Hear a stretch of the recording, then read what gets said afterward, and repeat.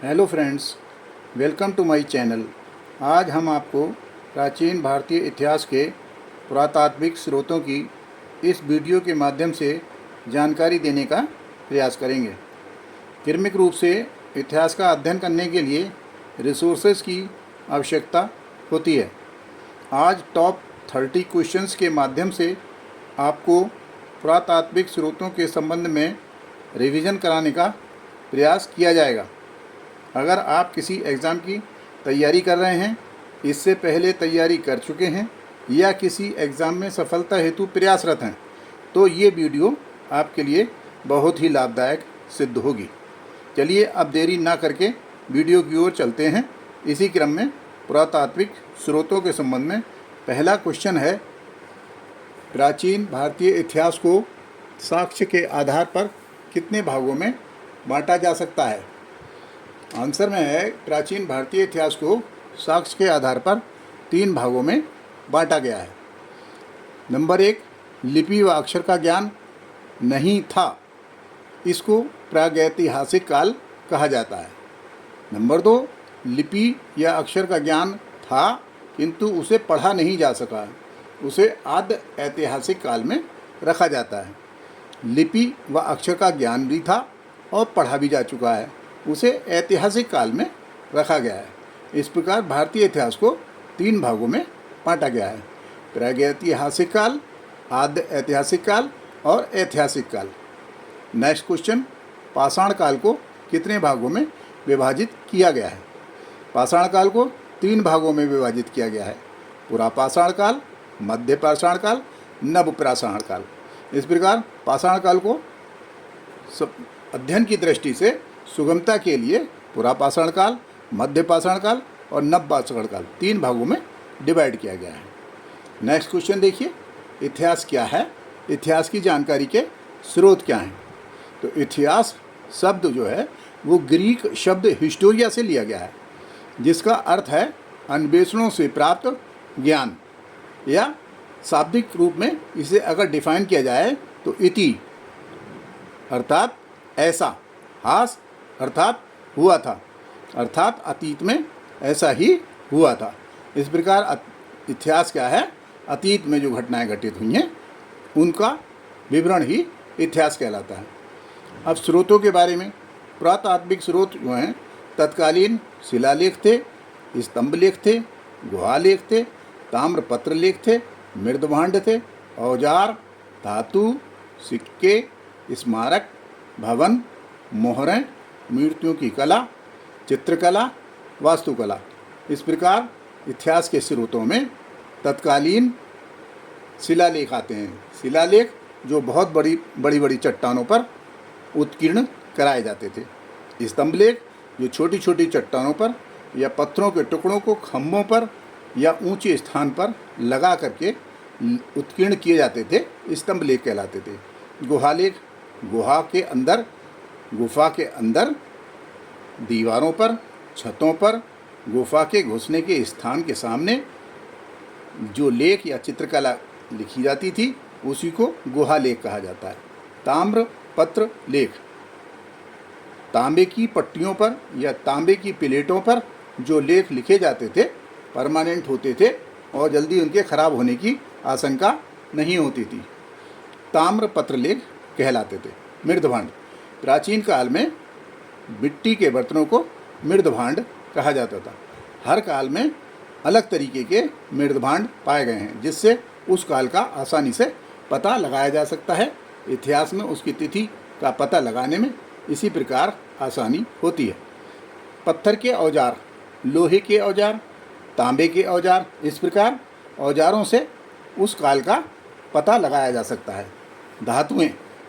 धातुएं किस समय काल में कौन सी धातु खोज की गई और प्रयोग की गई, इससे उस काल का पता चलता है, इतिहास की जानकारी मिलती है। सिक्के से राजा, उनका राजवंश और उनके समय के आर्थिक स्थिति का आसानी से पता लगाया जा सकता है। स्मारक, भवन, उस समय की वास्तुकला और स्थापत्य कला का उससे उल्लेख मिलता है। मोहरें, उस समय के आर्थिक जीवन पर और उस समय के सांस्कृतिक जीवन पर, धार्मिक जीवन पर इससे काफ़ी प्रकाश पड़ता है और इतिहास की जानकारी मिलती है। मूर्तियों की कला हर काल में अलग अलग कला थी, इसलिए मूर्तियों को के काल को आसानी से पता लगा सकते हैं। चित्रकला को देख करके उसके विकास को पता लगा करके उस समय काल का पता लगाया जा सकता है। वास्तुकला भी आगे धीरे धीरे विकास करती गई, जिससे उस समय काल का वास्तुकला के हिसाब से पता लगाया जा सकता है। नेक्स्ट क्वेश्चन, वो काल जिसकी घटनाओं का लिखित साक्ष्य उपलब्ध नहीं है तो उसको प्रागैतिहासिक काल कहा जाता है। नेक्स्ट क्वेश्चन, प्राचीन भारतीय लेखन के पुरातात्विक स्रोत किस काल के हैं? वो प्रागैतिहासिक काल के पाए गए हैं। इस प्रकार नेक्स्ट क्वेश्चन,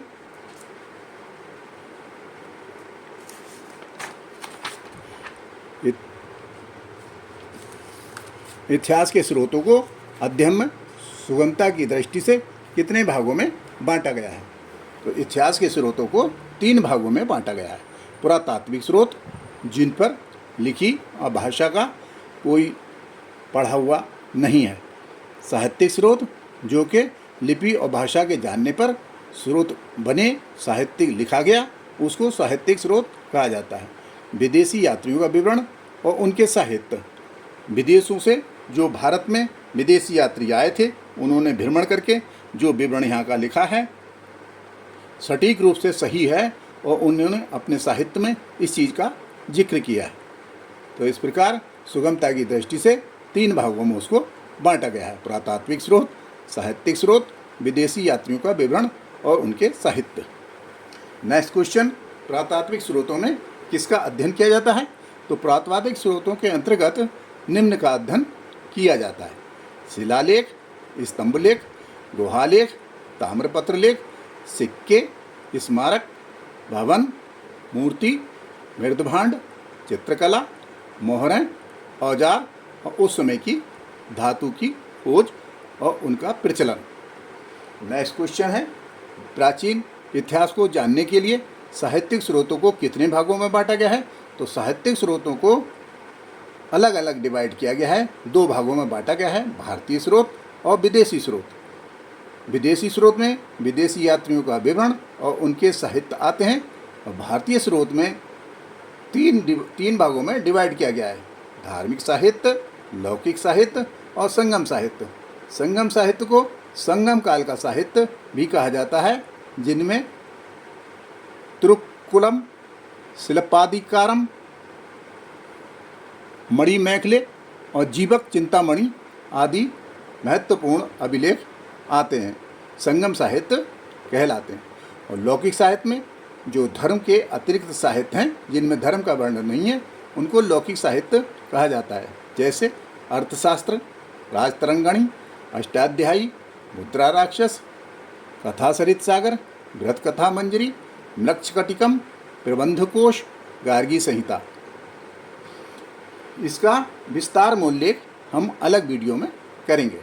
इस प्रकार धार्मिक स्रोत, ब्राह्मण साहित्य और ब्राह्मणेतर साहित्य 2 भागों में डिवाइड हुआ है। ब्राह्मण साहित्य में वेद, ब्राह्मण, आरण्यक, उपनिषद, वेदांग, उपवेद, षटदर्शन, महाकाव्य, पुराण और स्मृति आदि का अध्ययन ब्राह्मण साहित्य के अंतर्गत किया जाता है।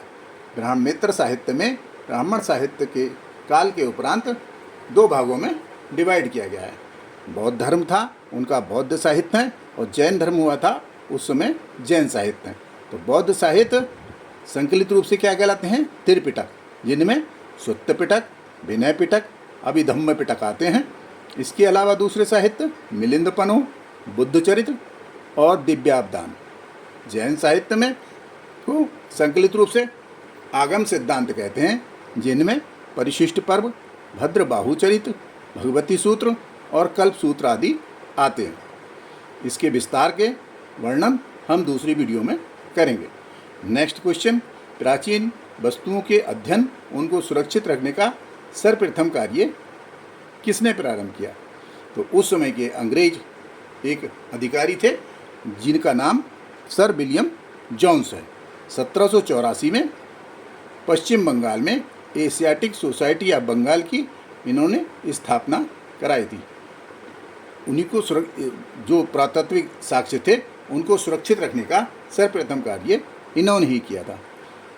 नेक्स्ट क्वेश्चन, ब्राह्मणी लिपि के अध्ययन को अनुसंधान करके पढ़कर किसने आसान बनाया था? तो उसको दूसरे एक अंग्रेज अधिकारी थे जिनका नाम था जेम्स प्रिंसेप। जेम्स प्रिंसेप ने सर्वप्रथम ब्राह्मणी लिपि को पढ़कर आसान बनाया था। नेक्स्ट क्वेश्चन, सबसे प्राचीन अभिलेख कब और कहाँ से प्राप्त हुआ? तो सबसे प्राचीन अभिलेख जो प्राप्त हुआ है वो 1400 ईस्वी पूर्व मध्य एशिया के बोगाज कोई स्थान से प्राप्त हुआ था। उसमें उस अभिलेख में तत्कालीन 4 देवताओं का उल्लेख मिलता है, इंद्र, मित्र, वरुण और नसत्य का, जिससे पता चलता है। नेक्स्ट क्वेश्चन, पुरातात्विक स्रोत अभिलेख के अंतर्गत कौन से अभिलेखों का अब तक अध्ययन किया गया है? तो अब तक अध्ययन जो किया गया है उनमें शिलालेख, स्तंभ लेख, ताम्रपत्र लेख और गुहा लेख आते हैं। शिलालेख दीर्घ और लघु 2 प्रकार के थे। बड़े बड़े शिलालेखों को दीर्घ शिलालेख कहते थे और छोटे छोटे शिलालेखों को लघु शिलालेख कहा जाता था। इसी प्रकार स्तंभ लेख भी दीर्घ बड़े बड़े जो थे वो दीर्घ स्तंभ लेख कहलाते थे और छोटे छोटे जो थे उनको लघु स्तंभ लेख कहा जाता था। इसका विस्तार से वर्णन अगली वीडियो में किया जाएगा। नेक्स्ट क्वेश्चन, सम्राट अशोक के अभी तक प्राप्त अभिलेखों में भाषा और लिपि किस प्रकार की प्रयुक्त की गई थी? सम्राट अशोक के प्राप्त अभिलेखों में भाषा और लिपि का निम्नानुसार प्रयुक्त किया पाया गया है। भारत और श्रीलंका से जो अभिलेख प्राप्त हुए हैं उनकी भाषा प्राकृत भाषा मतलब जन सामान्य की भाषा, और ब्राह्मणी लिपि उस समय की लिपि जो उन्होंने प्रयुक्त की थी। इसी प्रकार पाकिस्तान से जो अभिलेख प्राप्त हुए हैं वो खरोष्टी लिपि में हैं। अफगानिस्तान से प्राप्त शिलालेखों में ग्रीक और अरमाइक लिपि का प्रयोग किया गया था। ये एक प्रकार की यूनानी लिपि है। अफगानिस्तान से ही लद्दमान और कंधार से प्राप्त अभिलेखों में क्रमशः अरमाइक और अरमाइक यूनानी शैली लिपि का उल्लेख मिलता है। कंधार से जो अभिलेख प्राप्त हुआ था उसका नाम है शान ए कुना। नेक्स्ट क्वेश्चन, सम्राट अशोक के किन अभिलेखों में उसका मूल नाम अशोक उत्कीर्ण हुआ पाया जाता है?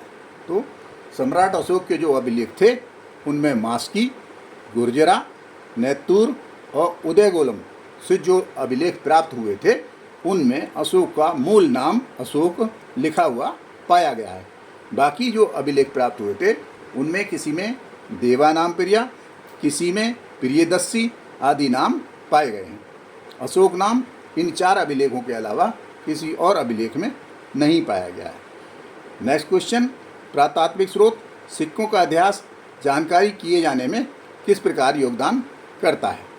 तो इसके क्वेश्चन के आंसर में इतिहास के पुनर्निर्माण में सिक्के बहुत महत्वपूर्ण थे। सिक्के हमें अतीत के राजाओं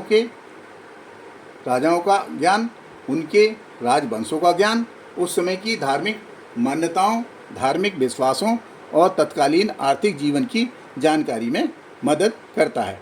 सिक्के भाषाओं और लिपियों के विकास और राज्यों के परस्पर संबंध के संबंध में हमें जानकारी देते हैं। नेक्स्ट क्वेश्चन, अशोक के दीर्घ शिलालेख किस किस स्थान से प्राप्त हुए हैं? तो अशोक के दीर्घ शिलालेख जो हैं वो 8 स्थानों से प्राप्त हुए हैं। शहबाजगढ़ी जो कि पेशावर के पाकिस्तान में है। मानसेहरा अभिलेख दीर्घ शिलालेख है जो पाकिस्तान के हजारा से प्राप्त हुआ है। कालसी अभिलेख जो उत्तराखंड के देहरादून से मिला है। जौगढ़ अभिलेख जो कि उड़ीसा के गंजाम से मिला है।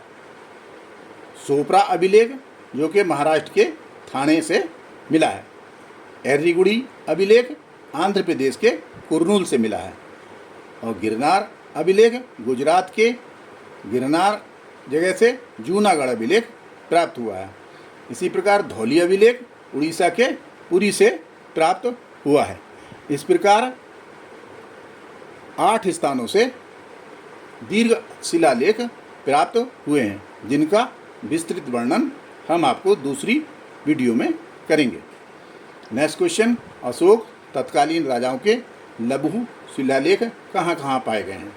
तो अशोक और तत्कालीन शासकों के लघु शिलालेख जो पाए गए थे वो निम्न स्थानों पर पाए गए हैं, जैसे एरोरा लघु शिलालेख यूपी के मिर्ज़ापुर से पाया गया है।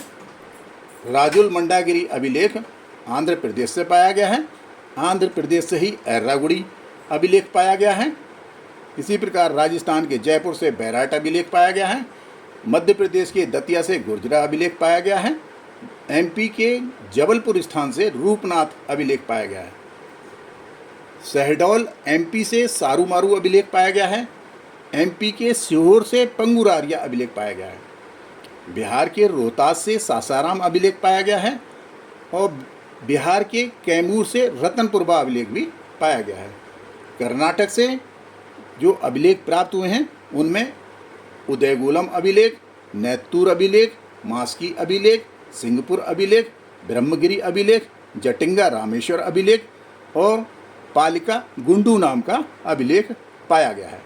अशोक और समुद्रगुप्त का प्रयाग प्रशस्ति या प्रयाग स्तंभलेख पाया गया है, जो इलाहाबाद आधुनिक प्रयागराज उत्तर प्रदेश में अकबर के किले में लगा हुआ है।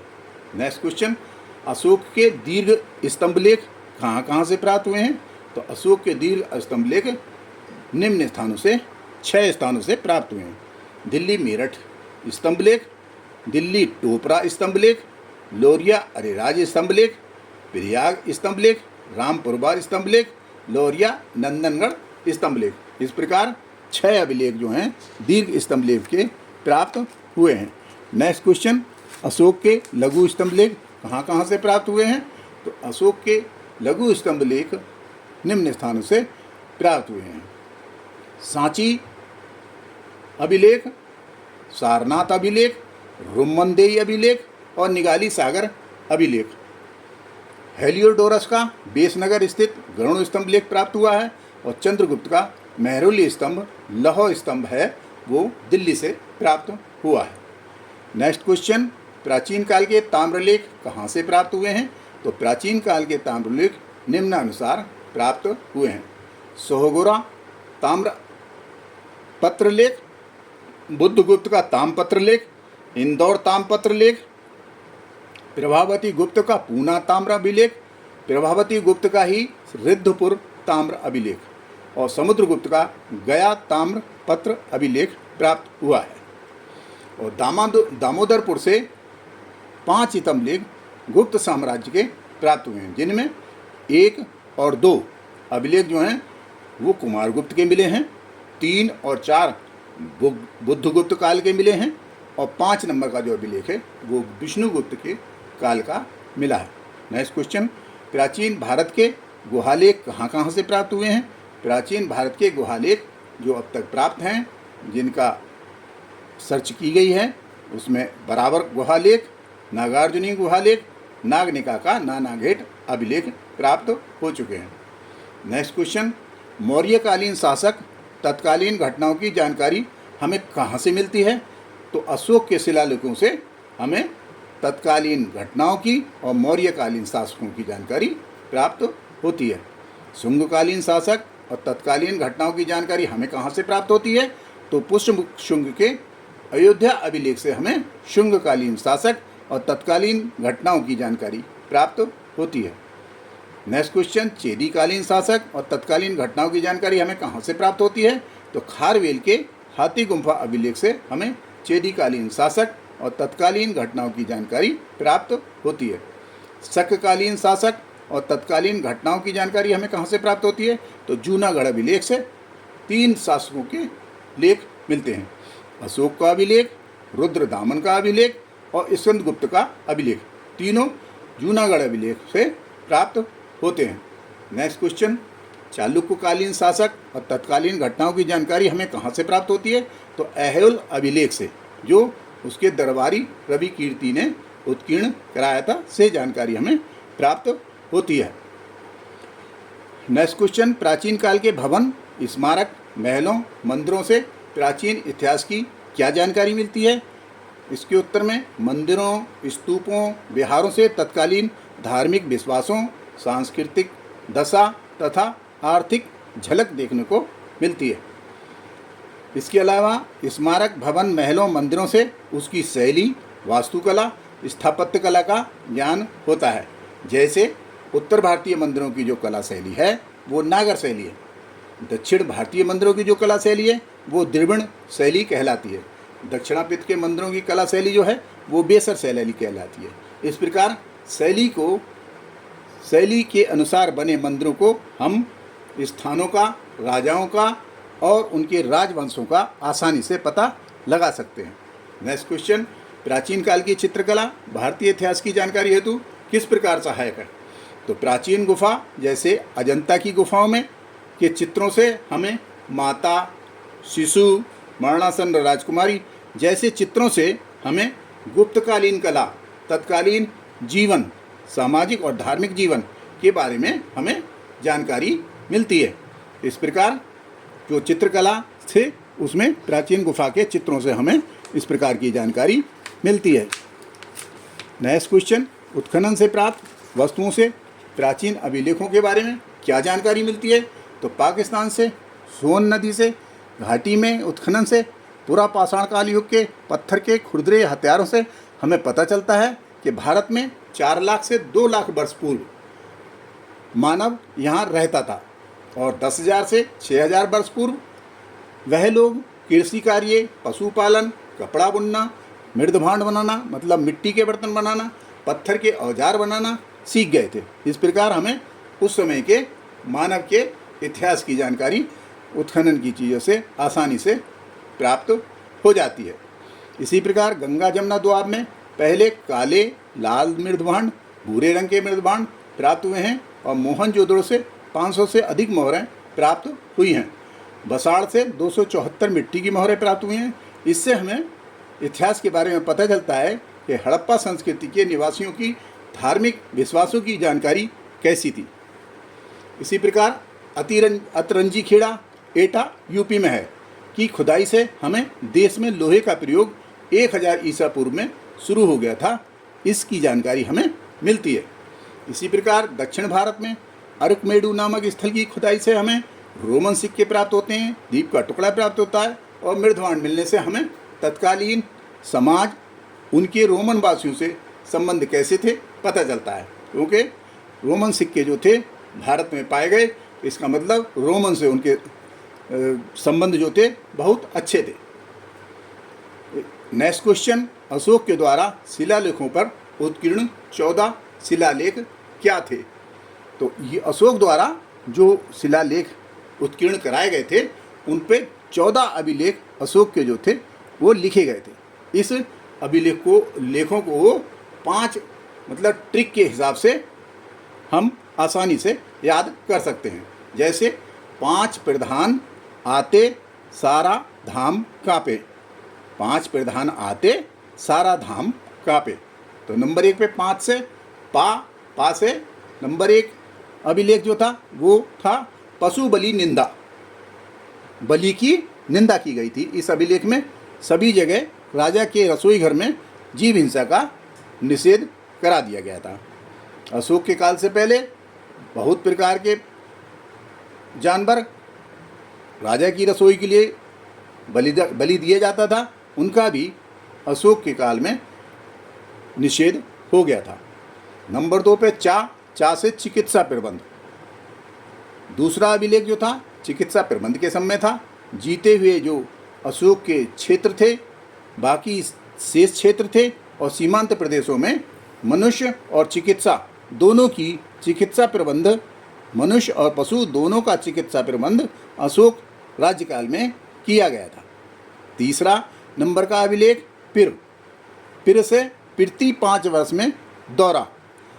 इसका मतलब क्या हुआ? अधिकारियों का धर्मानुशासन के लिए, आचार की बातें करने के लिए अपने अपने क्षेत्र में 5 वर्ष में दौरा कर दिया गया था। 5 वर्ष में हर हाल में वो दौरा करेंगे।